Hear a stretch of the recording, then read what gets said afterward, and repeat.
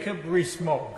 Mr. Deputy Speaker, thank you very much. It's a great pleasure to follow on in this debate from my honourable friend from West Suffolk, who made a fantastic maiden speech, and we all now know to be very careful where we blow our nose in his constituency. It's a great honour to be elected for North East Somerset. From my family, it's a great honour. My father, or my noble kinsman, Lord Rees Mogg, as I'm now meant to call him, told me that between him, myself and my sister, we had tried 7 times with 1 victory. I fear if we were a football team, people would be calling for the manager to be removed. But it is also an enormous honour to be elected for North East Somerset, which is where I was brought up and where my family have lived for generations. And as everybody knows, Somerset is God's own county, and North East Somerset is God's own part of God's own county.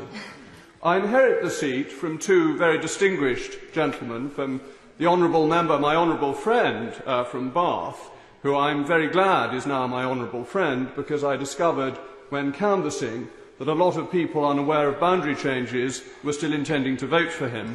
When they discovered they could no longer do so, they turned out to be lifelong Conservatives. So I welcome him to the peer-like coalition that we now have.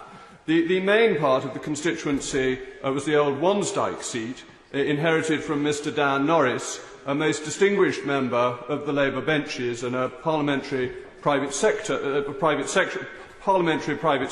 to the Right Honourable Member for South Shields, and he's probably sorely missed at the moment during a leadership election. He was the model of an assiduous constituency MP, worked tirelessly both as an Avon County Councillor and as a Member of Parliament, and I indeed have large shoes to fill. But turning to North East Somerset, as I said, God's own part of God's own county, it is a great place in British history. I'm not going to go back at any great length to Bladad, who in 683 BC founded Bath, having gone from North East Somerset and found some pigs who had a skin disease, and they washed in the waters of Bath, and Bladad, father of King Lear, founded Bath from North East Somerset. He's a rather peripheral figure, but Alfred the Great is more substantial. Alfred the Great, you must remember, in 678 AD, was just really having Somerset left. The Danes were all around. They had begun to take over all of Wessex, and they had much of the rest of England. But Alfred brought together the people of Somerset, of Wiltshire, and of parts of Hampshire, and they crossed over from the Somerset levels through North East Somerset to near Chippenham, to Eddington, and there they fought the great battle on which our freedoms depend. They put paid to Danish occupation, and Alfred, a great lawgiver, a man we should think about in this debate particularly because he didn't want to innovate laws, he wanted to codify laws, he wanted to tell people what ancient rights they had and how they ought to have their liberties. So he was able to expel the Danes, and his grandson became the first King of England on borders we would recognise to this day. Moving a little bit later, the next great figure from North East Somerset is Alphege, Archbishop of Canterbury, born in Weston, a village bordering North East Somerset and Bath. He is really the first tax martyr. He was called upon to pay the Danegeld, and he took £48,000 to the Danes then at Greenwich and handed it over, and they said, "Mr. Alphege, we would like some more, and if you don't give us more, we're going to hold on to you as a hostage." And Alphege replied that I won't give you more, I will not put higher taxes on my people. I will not have them suffer this imposition. And so they threw ox bones at Alphege until he died.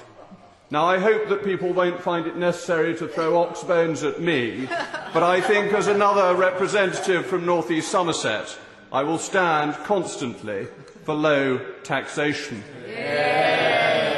And the final figure I'm going to mention in this great pantheon of wonderful figures from God's own part of God's own county is John Locke, brought up in Boluton, and this really is a sop to the Whig coalition that we now have. The philosopher of the Whigs and in many ways the founder of the Constitution that we now have, and a Constitution that has as its essence that power comes from the people up to the legislature, which is there to supervise the executive.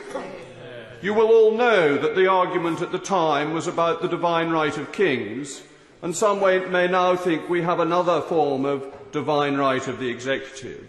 Locke made it clear that the duty of the legislature was to check and to stop the executive exceeding the powers, the rights and the authority that it had from time immemorial. We take these three great Somerset men. Alfred the Great, the first Eurosceptic. He got rid of the Danes and made England independent.